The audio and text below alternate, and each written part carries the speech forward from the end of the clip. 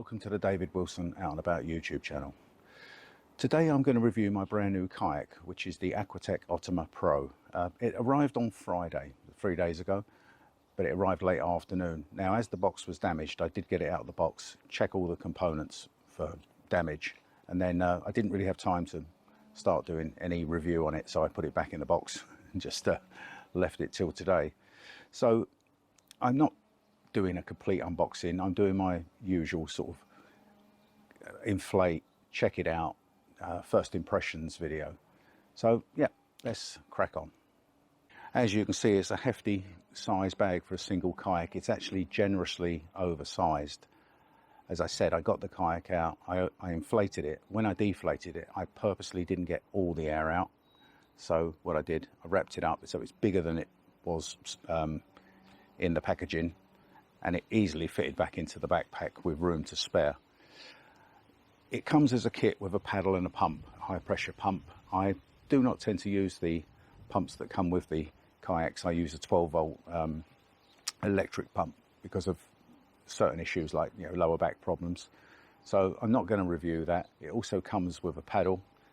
I put the paddle together. It's the generic paddle you get with the starter kit. It's a bit rattly. So again, I won't be using that. I'll be going straight to my own paddles. So in the bag at the moment is a cushion I use underneath my kayak seats, which I've just added, the kayak seat itself, and the skeg, and the kayak. I've not added no more, but there is, as I said, there's bags of room to fit if you want to fit the pump and the paddle in, it will definitely fit in. The bag itself, yeah, it's quite good quality looking. It has a top handle, it has a gripper handle at the bottom, and it has backpack straps, although in fairness this probably comes in at the moment at 19 kilograms, and it's quite heavy and bulky. Okay, time to get the kayak out, get it inflated, and then we can go over the dimensions and just give you a full-on impression of what I think of the kayak, you know, out of the water. Well, there's my own seat pad. There's your kayak seat. No bag on the back of this one, like some of the other models. And here is the kayak itself. It does have quite a useful strap, so once you've folded it up, you can sort of cinch it up. Also got the skeg that comes with the kayak, and a useful repair kit. And unusually for these, you've got the valve tool, a couple of patches, and actually a tube of glue. Normally they don't come with glue, so a thumbs up for that one. Well, there you have it. That's the kayak unfolded, all 13 foot of it. It does come with a little glossy booklet, but in all fairness, that's just safety instructions, cleaning instructions, and things like that. It doesn't say about, I mean, the inflation between 10 and 12 psi. It doesn't say which chamber to inflate first, but in all fairness, it's not rocket science. Bottom chamber, there's only 2 chambers, bottom chamber first, top chamber second, and then you're done. So let's get on with the inflation. It's looking good already, isn't it? Right, the high pressure valves only have 2 positions. You've got the white button in the middle, so if you press there, it's actually now popped out, so that's the inflation position. If you press down, that's deflate, so that lets it out. So it's quite simple, there's no turning. Press till it comes out. It's actually labelled on the outer ring, so yeah, making it very, very simple. So down for deflation, up to inflate. The connection is the standard high pressure bayonet type fitting. It's very, very simple on this one. So we'll just put it in to make sure it's in the correct position. Put it in, and twist to the right, and it locks in, and that's it. It's ready for inflation.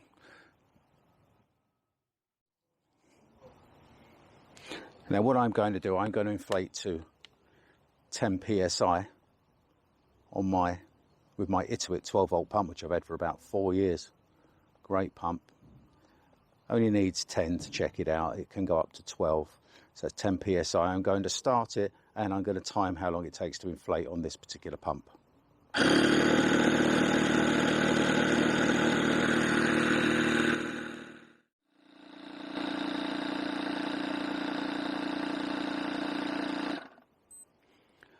Well, that took a staggering 7 minutes 15 seconds to inflate 10 psi, but 10 psi will probably be my running pressure, and that's on my ear to it. Obviously my ear to it pump, obviously different pumps, different times, but it's definitely a sort all the rest of your kit out and have a brew type of inflation with the pump.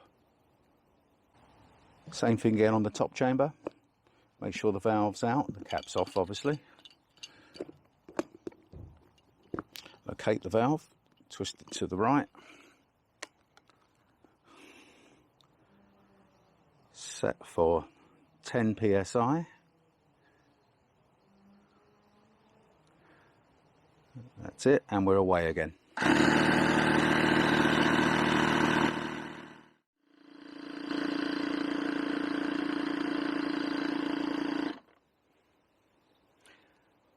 Right, the top chamber to 10 psi on obviously the same pump, the ear to it, was 4 minutes 35 seconds. So yeah, a slight bit faster, but there you go. They give you a rough indication of if you're using the 12-volt pumps, although there is higher powered ones than this, how long it's going to take. It's probably quicker to actually inflate it by the hand pump, but then again, like I said, with me, by the time I've inflated it, I'll need to go and have a lay down for 3 hours and I won't get out paddling.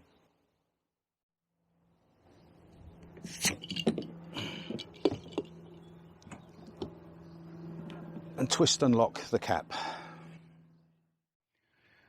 So here she is in all her glory. She's inflated to 10 psi. As I said earlier, you can go to a maximum of 12. It's a very warm day, although I'm in the shade here. I don't really want to bring her to 12 because it's going to be out for quite a while, so I've taken it to 10 and it may even get more pressure in it, but she's as solid as an ironing board at 10 psi, so I think that will be my normal run-in pressure. Unless it's extremely cold weather, then I may take it up to 11 or 12. I've just been checking out the dimensions, and the total length is 385 centimetres, that's 13 feet in imperial. The width is 83 centimetres, which is 2 foot 9 inches. And I think the weight, the weight of the actual kayak itself is 18 kilograms. So by the time, I said with the bag, if you start packing up a bits and bobs in, then you've got a fair bit to carry. I now own 3 types of drop stitch kayak. I have my original Bluewave Glider, which is a 475 centimetre tandem kayak, 3-chambered. I have a hybrid kayak with drop stitch floor and more traditional rounded side chambers, and obviously this, the clamshell, which is 2 chambers, one on top of the other. This weighs in at 18 kilograms, and so does my Bluewave Glider. The difference is I'm going more down the single line because I have probably ongoing problems with my knees, and I've got problems with my lower back from time to time. And although the glider's the same weight as this single person kayak, it's literally another 100 centimetres longer. It's over 3 foot, 3.5 foot longer. So it makes it very, very difficult to carry. Whereas this, obviously being slightly shorter, maybe the same weight, but it should make it much easier to carry.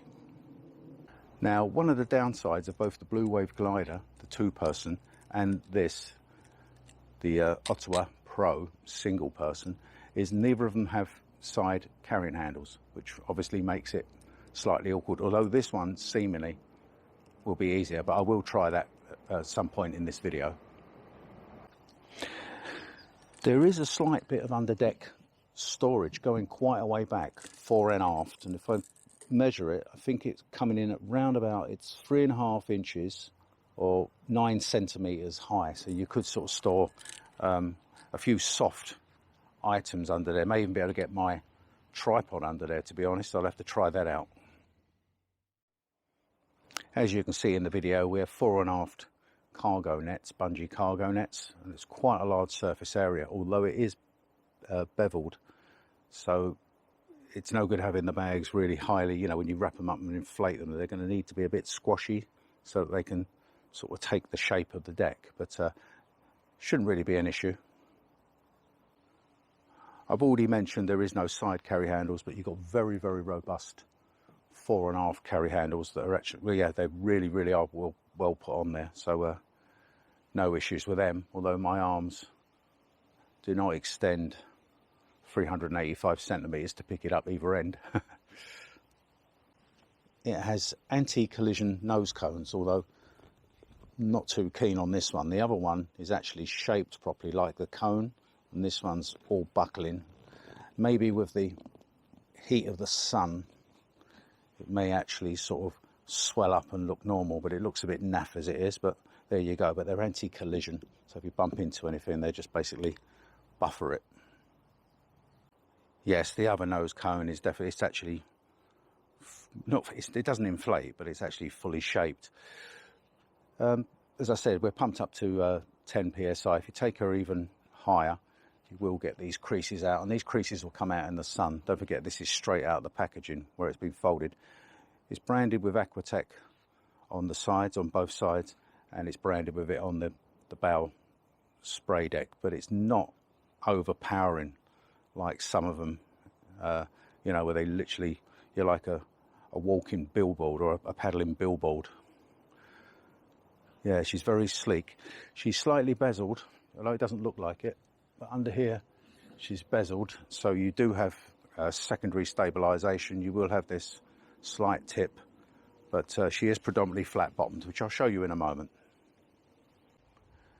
There you go, there's a view of the bow nose cone, which is a lot more, you know, sharper pointed shape, more formed than the stern one. But hopefully, like I said, in the heat or in time, that'll form itself a bit better. I'm just going to take you down,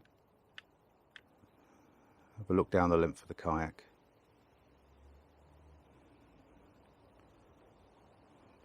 Very sleek. There's the D-rings for the seat. You can see the two on the base there, and there's two actually on the back of the cockpit. So what I'm going to do, I'm going to set up the seat roughly, just to show you what it looks like with the seat in, and then I'm going to turn it over, attach the skeg, show you the bottom of the kayak. Now, I really don't like this seat. It's really, really cheap and tacky. I'm going to swap that out. The base is so thin, it's just, no, that's not happening. So I'll be using either the seat off my other kayak, one of my other kayaks, or I'll purchase a new seat.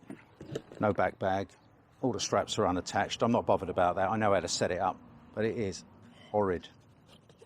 There's nothing there. I know I've got my own pad, but I've got much better seats than this. So that's going. We also have a drain point. So obviously if you're getting it out of the water and it's full of water, you can undo the cap in here and let the water out. Never use them myself. As far as I'm concerned, they're just a weak link on the kayak, a weak point, because obviously you've not got the full base all the way down. I tend to get the kayak out, turn it upside down. They only get a percentage of the water out. So what you'll find I'll be using that for is to either put a cloth in. I'll probably have a cloth in there. I'm going to probably use it as a coffee holder or a drinks holder. That's about all it's useful for, but anyway, it's there. Well, there it is. That is the bottom of the kayak, and as you can see, it's flat for the most part, but it's bezeled at the sides, which should help with the glide and possibly the tracking slightly, but it means that you will have that slight secondary stabilization. Not as bad as some of the other kayaks I got, so but then that's yet to be tested. The kayak comes supplied with a skeg, quite a well made one actually, very little, there's hardly any flex in that at all, which is good. It's 20 centimeters in length, or 8 inches. Let's see how it fits into the skeg box on the first attempt. Wow, straight in. That's the first skeg I've had on any of my kayaks that goes straight into the box without banging it, wiggling it, or greasing it up. So I'm not even sure if I need to apply any grease to it, to be honest. And then you just push the locking pin in. Let's try the removal. Give it a little bang. Yep, straight out. That is impressive. They normally are quite difficult to get in and out without adding, this is what I normally use, is waterproof silicone grease along the track and a little bit on the skeg, but I don't even need it. Nice one. Right, let's try picking it up and see how it feels. It's not just about the weight, it's about keeping it level, finding the center and not having one end or the other dip. This is what I said was the problem with my Bluewave Glider being so long, at literally 15.5, 16 feet. It really is difficult, not just weight wise but length wise, to actually keep it level, and causes a few problems. Let's try. Grab it underneath. Now that's okay, that's carryable. I mean, I can obviously try and get it on my shoulder from the other side. Obviously with the seating and other bits, a bit heavier, but then again, obviously this will all be tried out on the water. The reviews on it will continue, but yeah, not bad at all. Just put it down again. Yeah, quite pleased about that. That's handleable. So, what do I think about the kayak and the kit so far? Okay, let's start with the kit. Do not like the seat at all. I will not be using it. Like other components of this set, it comes with the kit. If that's all you got, get out on the water, and obviously if you're enjoying yourself, you can improve on your kit as you go along. But the base is far too thin. It feels cheap and just nasty. So I may take it out on the first trip and just try it out so I can let you guys know what it is like. But then I think I'll probably, either way, after that, I'll use one of my other seats. Paddle is slightly better than the paddles supplied with other models. I've got my Story Ranger one, which is the hybrid kayak. It's actually equal to that one. The ones that come with my Bluewave Glider, which is years ago, I'm trying to think back. I never tried them. There was so much flex in the blades and rattle, you know, when you connected it up, you could just feel the give. Never used them. So I would say it's actually slightly better. Usable, but again, once you get into your paddling, the weight of the paddles is quite heavy compared to my other paddles. So you'll probably swap it out in time. But then again, it comes as a kit. It's great. Get out on the water, enjoy it. The pump, I cannot comment on at the moment. I actually haven't got the time today to start messing around with the pump. I may use it in time and get back to you on that. There is other reviews saying it's quite a solid, good piece of kit. As I said, I use the electric pump, not because I'm lazy. That's mainly because of my back issue, which I've had for quite a few years now. I've got added problems with my knees, so I'm quite happy to spend the length of time that it takes to inflate on a 12 volt while I load in other stuff, pour myself a coffee, set my camera equipment up. I can be getting on with other stuff. Main thing for me, and when I was using a hand pump, was I was going out on the water absolutely cream crackered. I was knackered before I even started paddling, and I do paddle quite some distances at times, so I want to be as fresh as possible when I get on the water, and I certainly don't want a backache. The included bag.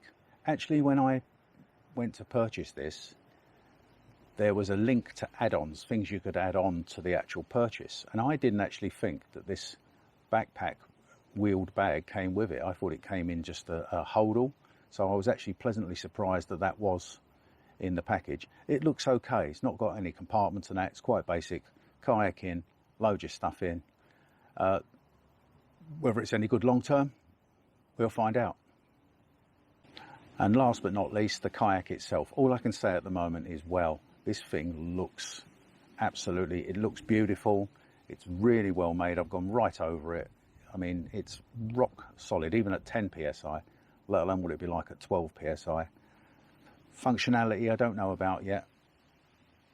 Paddle, I don't know about yet. I mean, I probably have to walk my paddle style. It's a completely different type of kayak. Obviously, the on-the-water tests will tell us that. If you are a regular viewer to my channel, you'll know I do have several kayaks, and I've reviewed them all, both on and off the water. I've always done these first impression videos and then continued through or carried on with it. Even to the point where when I'm just out on the paddle, I'll often add my updated thoughts on the kayak and the kit I'm using as I'm going along.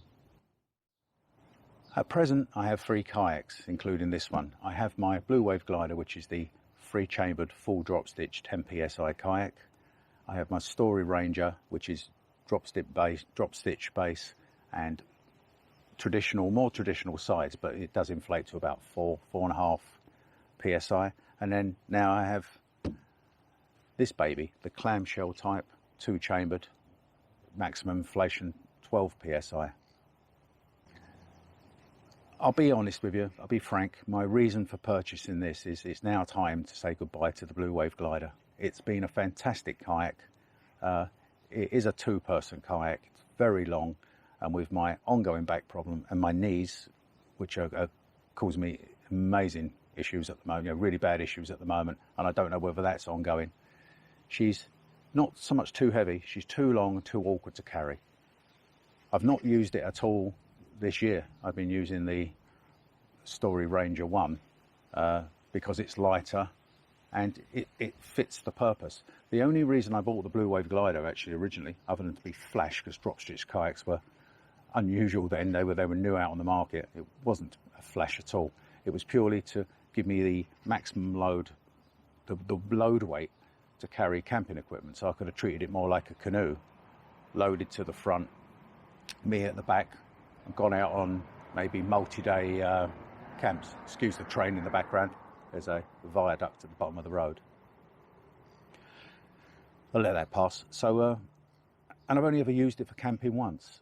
Now I think I could get away with an overnighter, a wild camp especially, in this, or even the Story Ranger. So I'm hoping that this is going to be my more or less go-to kayak from now on.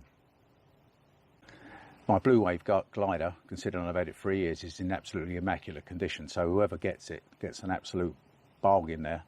I will be keeping the Story Ranger. It's going to be my plodding kayak, so I don't know quite how it's going to work out. I'm hoping this will be my go-to, but I will be using this Story Ranger as well. Might just be odd days where I just fancy an even slower amble than using this. And I don't know quite yet how this is going to work out kit-wise, how I'm going to kit it up. Dry bags have to more or less go onto the decks rather than in the cockpit, although I can get one in the cockpit there.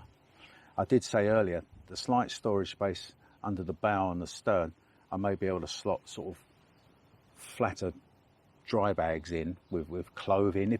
I'm talking about if I was camping, I may be able to get my tripod underneath these, which would be handy, rather than throwing it in the back or tying it on the back. So I've got to have to wiggle about with this, play about and see how I load my kit. Right, I think that just about concludes this first impressions video. I wanted to get this done quite quickly after buying it, not because I hadn't checked it out, I'd already checked it out. It's because I've got a very busy week coming up. I've got several 12-hour shifts at work, and I've got other things. I've got so much to do this week, so I probably won't actually be able to get out on the water or get another video out for a week or so, and then it's going to be in the children's school holidays, which, sorry, I don't mean to sound like a grumpy old man.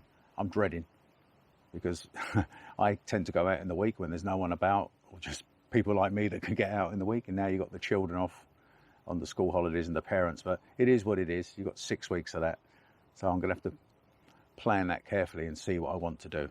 Anyway, look, I'm going to wrap this video up here. I hope this video has been of use. If you have any questions, please put them in the comments below. But yeah, that's my first impression of this kayak. We'll see how it goes from now on. There'll be plenty more videos on it, and hopefully it's going to work out to be an absolute star of a kayak. Right, that's it.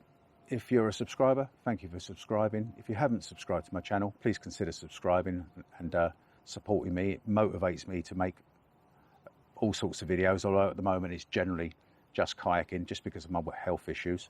But yeah, please subscribe, like, share, and I'll see you on the next video. Bye for now.